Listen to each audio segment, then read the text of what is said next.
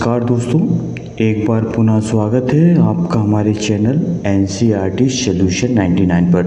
दोस्तों हमें आशा है आप अच्छे होंगे, स्वस्थ होंगे और आपकी पढ़ाई अच्छे से चल रही होगी।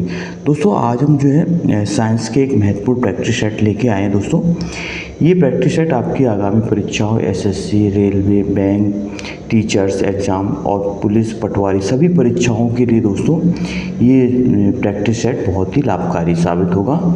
और दोस्तों हमने इससे पहले दोस्तों 8 से 10 प्रैक्टिस सेट प्लेलिस्ट में डाल दिए हैं, आप जा कर के वहाँ प्रैक्टिस सेट देख सकते हैं। तो दोस्तों स्टार्ट करते हैं इस नए सेशन को, नई प्रश्नोत्तरी को। दोस्तों अगर आपने हमारे चैनल को सब्सक्राइब नहीं किया है तो आपसे विनम्र आग्रह है कि आप हमारे चैनल को सब्सक्राइब कर दें और इस प्रश्नोत्तरी को लाइक और शेयर कर दें। तो दोस्तों देखते हैं आज की इस प्रश्नोत्तरी को। प्रश्न क्रमांक 1 में, प्रश्न क्रमांक 1 में दोस्तों पूछा गया दाब का SI मात्रक क्या है। दोस्तों बताना है दाब का SI मात्रक क्या है। तो दोस्तों आपको 4 ऑप्शन दिए, न्यूटन प्रति मीटर, न्यूटन मीटर, पास्कल और न्यूटन। तो दोस्तों जो दाब का SI मात्रक है दोस्तों वो है पास्कल। इसको आप अच्छी तरह से याद रखें। दाब का SI मात्रक क्या है दोस्तों, पास्कल है। और दोस्तों दाब के अन्य मात्रक भी हैं। दाब बराबर होता है अब दोस्तों बल बटे क्षेत्रफल। एकांक क्षेत्रफल पर लगने वाले बल को दोस्तों दाब कहा जाता है और इसका SI मात्रक दोस्तों पास्कल है। इसके बाद दोस्तों प्रश्न क्रमांक 2 देखते हैं। जब स्थिर बस चलना प्रारंभ करती है तो उसमें खड़े व्यक्ति पीछे की ओर गिर जाते हैं। निम्नलिखित में से कौन सा नियम इस परिस्थिति की व्याख्या करता है। दोस्तों दूसरा क्वेश्चन दिया है तो इसमें 4 ऑप्शन है। न्यूटन के गति के प्रथम नियम की व्याख्या करता है, न्यूटन की गति के द्वितीय नियम की, न्यूटन के गति का द्वितीय नियम और संवेग संरक्षण का नियम। तो दोस्तों ये इसमें बताना है कि न्यूटन का कौन सा नियम लागू होगा। तो दोस्तों ये न्यूटन की गति का जो प्रथम नियम। दोस्तों न्यूटन ने गति के संबंध में 3 नियम दिए थे, इसको आप अच्छी तरह से याद रखें। पहला नियम था दोस्तों न्यूटन का जो नियम था गति का प्रथम नियम, इसे जो है जड़त्व का नियम भी कहा जाता है। इस नियम के अनुसार दोस्तों, जड़त्व का नियम के अनुसार यदि कोई वस्तु स्थिर है तो स्थिर रहेगी और यदि गतिमान है तो गतिमान रहेगी जब तक कि उस पर बाह्य बल ना लगाया जाए। तो ये दोस्तों न्यूटन की गति का प्रथम नियम कहलाता है, इसे आप अच्छी तरह से नोट कर लें। और दोस्तों न्यूटन की गति के द्वितीय नियम होता है F बराबर ma और न्यूटन की गति के तृतीय नियम होता है दोस्तों प्रतिक्रिया का नियम कहा जाता है। प्रश्न क्रमांक 3 देखते हैं दोस्तों। यदि कार्य का मान धनात्मक हो तो जिस निकाय पर कार्य हो रहा है उसका मान क्या होगा, उसकी ऊर्जा का ह्रास होगा, उसका मान शून्य होगा, वह नियत रहेगा, उसकी ऊर्जा में वृद्धि होगी। तो दोस्तों बताना प्रश्न क्रमांक 3 का राइट आंसर। तो दोस्तों जब कार्य धनात्मक होता है तो क्या होता है, उसकी ऊर्जा में क्या होती है, वृद्धि होती है। इसको आप अच्छी तरह से याद रखेंगे। जब दो विभिन्न तापमान वाली वस्तुओं को आपस में मिलाया जाता है तो मिश्रण का ताप क्या होगा बताना दोस्तों। अधिक ताप वाली वस्तु से ताप से भी अधिक ताप वाली वस्तु के ताप से कम, लेकिन कम ताप वाली वस्तु के ताप से अधिक। दोनों वस्तुओं के तापों के योग के बराबर, कम ताप वाली वस्तु के ताप से भी कम। तो दोस्तों बताना है कौन सी स्थिति होगी जब दो भिन्न भिन्न ताप वाली वस्तुओं को आपस में मिलाया जाता है तो दोस्तों मिश्रण का ताप क्या होगा। तो दोस्तों जैसा कि आप पता है ऊष्मा जो होती है, जो ऊष्मा संचरण का नियम होता है कि ऊष्मा जो है अधिक ताप वाली वस्तु से कम ताप वाली वस्तु की ओर प्रवाहित होती है। दोस्तों जैसे तो ऊष्मा का प्रवाह अधिक ताप वाली वस्तु से कम ताप वाली वस्तु की ओर होता है और यह क्रिया तब तक चलती है जब तक कि दोनों वस्तुओं का ताप क्या नहीं होता, सामान्य हो जाता है। तो दोस्तों इसका राइट आंसर है बी, अधिक ताप वाली वस्तु से कम ताप। इसके बाद दोस्तों प्रश्न क्रमांक 5 में दिया, जब कोई वस्तु उत्तर लेंस के खाली स्थान पर हो तो प्रतिबिंब अविवर्धित, आभासी और सीधा होता है। तो दोस्तों बताना कौन सी कंडीशन है ये। जब कोई वस्तु उत्तर लेंस के खाली जगह हो तो प्रतिबिंब अविवर्धित, आभासी और सीधा होता है। तो दोस्तों ये वाली कंडीशन है जब वस्तु प्रकाशिक केंद्र और फोकस के बीच रखी हो। तो दोस्तों इसका राइट आंसर ए है। जब वस्तु कहाँ हो, प्रकाशिक केंद्र और फोकस के बीच स्थित हो तो दोस्तों वस्तु का प्रतिबिंब कैसा होगा, आभासी और सीधा और अविवर्धित होगा। इसके बाद प्रश्न क्रमांक 6 देखते हैं।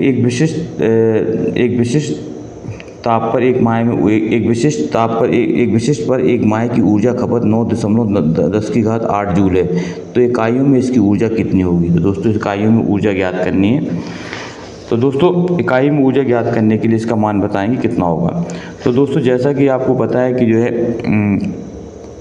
जो एक इकाई ऊर्जा होती है वो 1 किलोवाट घंटा के बराबर होती है, जिसका मान होता है 3.6 × 10⁶ जूल। तो उसको आप याद रखेंगे। तो दोस्तों इसमें भाग दे देंगे। तो दोस्तों इसका जो राइट आंसर आएगा वो आएगा 250 इकाई। इसका राइट आंसर आएगा 250 इकाई। एक ध्वनि तरंग की गति 340 मीटर प्रति सेकंड है। यदि इसकी तरंग दैर्घ्य 2 सेंटीमीटर है तो तरंग की आवृत्ति बताना। तो दोस्तों तरंग की आवृत्ति बताना कितनी होगी।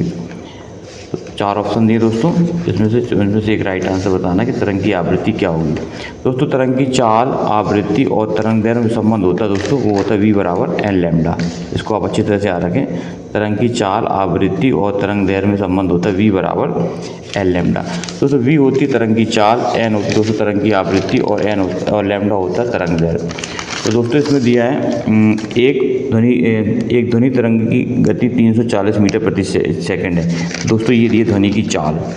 तो दोस्तों तरंग की गति कितनी 340 मीटर प्रति सेकंड।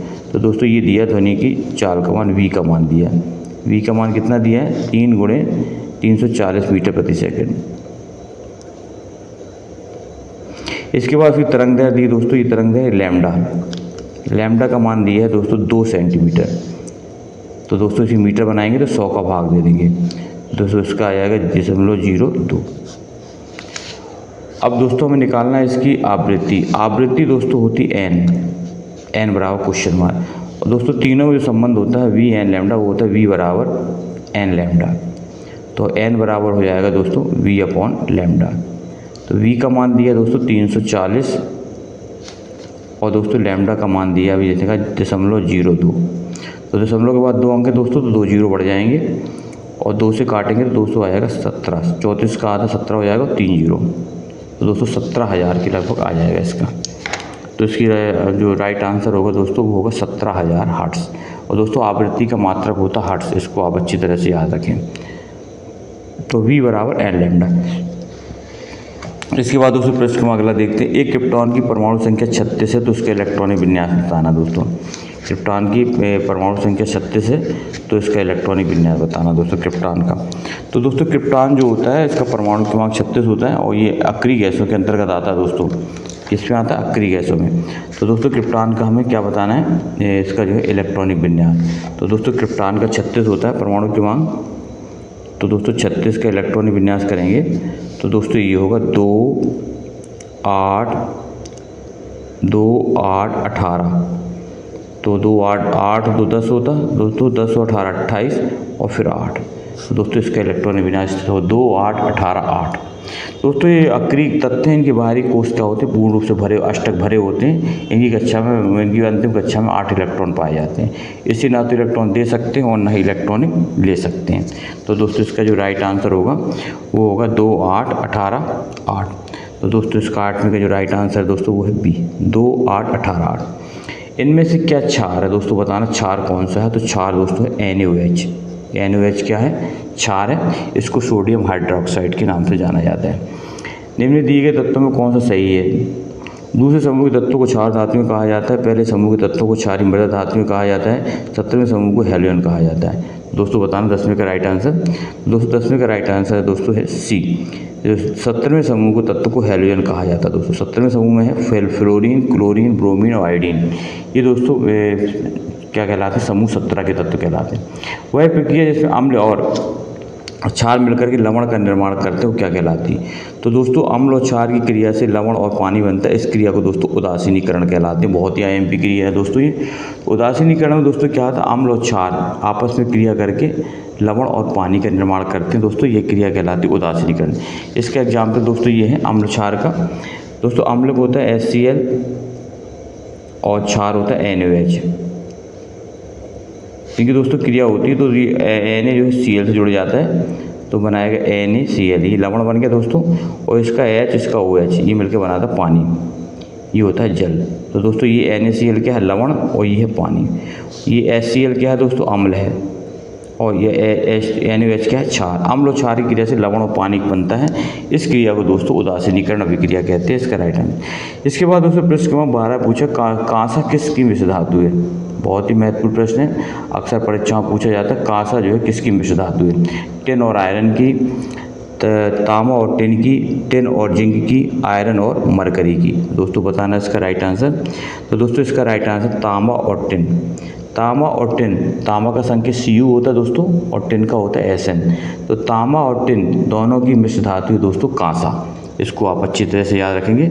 इसका उपयोग दोस्तों बर्तन बनाने में, मूर्तियां बनाने में और सिक्के बनाने में भी दोस्तों किया जाता है। असंतुलित हाइड्रोकार्बन जिसमें एक या एक से अधिक द्विबंध होते हैं उन्हें क्या कहते हैं। तो दोस्तों जो इन्हें जो है एल्कीन के नाम से जाना जाता है। एल्कीन में दोस्तों देखो दोस्तों हाइड्रोकार्बन को दो भागों में बांटा गया, संतृप्त और असंतृप्त हाइड्रोकार्बन। तो दोस्तों जो असंतृप्त हाइड्रोकार्बन है इसमें दोस्तों एल्कीन और एल्काइन को रखा गया। और एल्कीन दोस्तों वो होते हैं जिसमें दो कार्बन परमाणुओं के बीच कम से कम द्विबंध पाया जाता है। तो दोस्तों इसे एल्कीन कहा जाता है।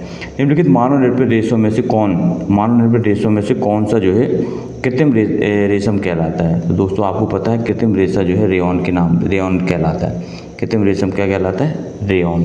दोस्तों यह एक कृत्रिम रेशा होता है जो लकड़ी की लुगदी जैसे प्राकृतिक स्रोत से प्राप्त होता है। इसको आप प्रचुर मात्रा में उपलब्ध ज्वलनशील पदार्थ कौन, दोस्तों बताना प्रचुर मात्रा में उपलब्ध ज्वलनशील पदार्थ कौन है। प्रोपेन, मीथेन, ईथेन और ब्यूटेन। तो दोस्तों बताना कौन सा प्रचुर मात्रा में उपलब्ध ज्वलनशील प्राकृतिक गैस कौन सी है। तो दोस्तों आपको पता है कि जो प्राकृतिक गैस दोस्तों है वो है मीथेन, CH4। इसको CH4 कहते हैं मीथेन। ये जो है ज्वलनशील प्राकृतिक गैस, इसको आप अच्छी तरह से याद रखेंगे। इसके बाद दोस्तों प्रश्न क्रमांक 16 देखते हैं। 16 में क्या पूछा है। 16 में दोस्तों पूछा गया है प्रश्न क्रमांक कि जीवाणु की खोज किसने की थी। दोस्तों प्रश्न क्रमांक 16 में पूछा गया जीवाणुओं की खोज किसने की थी। एंटोनी वान ल्यूवेनहॉक ने, रॉबर्ट ब्राउन ने, रॉबर्ट हुक ने और रॉबर्ट कोच ने। दोस्तों बताना जीवाणु की खोज किसने की थी। तो दोस्तों जीवाणु की खोज की थी एंटोनी वान ल्यूवेनहॉक ने। इसको आप अच्छी तरह से याद रखें दोस्तों, किसने की थी, एंटोनी वान ल्यूवेनहॉक ने जीवाणु की खोज की थी। इसके बाद मानव शरीर की त्वचा का सबसे बाहरी परत कौन सी कहलाती है। तो दोस्तों मानव जो शरीर की त्वचा होती है उसकी सबसे बाहरी परत दोस्तों एपिडर्मिस के नाम से जानी जाती है। किस नाम से, एपिडर्मिस। एक मानव जीव में औसतन कितनी स्वाद कलिकाएं मौजूद होती है। दोस्तों बताना कितनी स्वाद कलिकाएं होती है। 18 का राइट आंसर।